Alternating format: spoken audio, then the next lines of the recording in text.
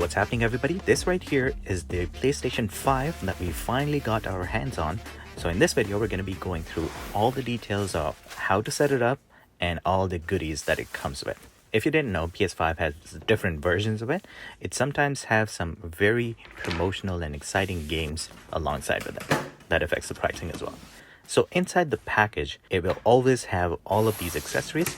So the controller, the game that it comes with, the stand, apparently we're going to be talking about that later on. So the size is huge. It comes with only one controller, so if you need more, then you would have to buy extra like a bundle or so. To get an idea of the speed that it comes with, it has a 16 gigabytes of DDR3 RAM, which is one of the best currently in the market. On top of that, the hard drive is SSD, which is much faster than the regular ones.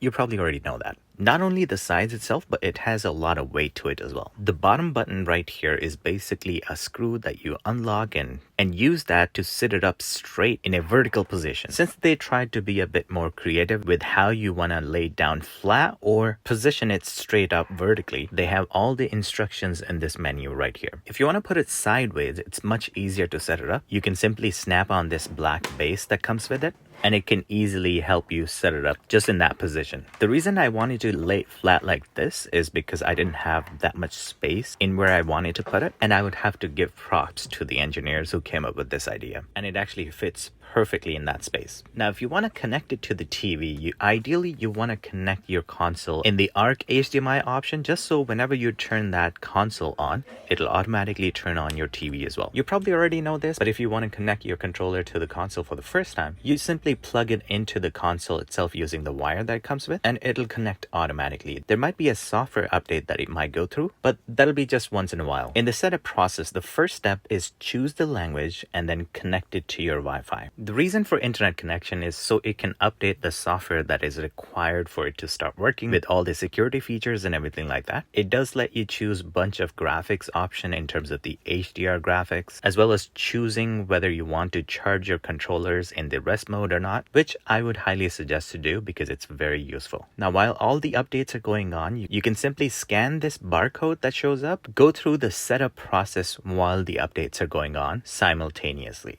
You can also transfer the previous data from your PS4 over to PS5 as well. If you have a gift card for your PlayStation, or the PlayStation came with a game voucher, this is how to input the code and download the game or utilize the money that comes with it. So go to PlayStation Store in your console, and then top right corner you would see these three dots for more. Click on that and you would see the redeem code option. Simply enter the code that shows on the back of your card, and the PlayStation Store would detect exactly what it stands for, either the game or the money. Make sure to choose the right version of your game for PS4 or PS5, and that's it. It'll start downloading, and now you can simply play the game. After you go through all this process, you're basically just going to play the waiting game, and once all the updates are done, you're ready to play any game you want. Hopefully this video explains everything. Leave a comment about what you have to say about this, and I'll catch you guys in the next one.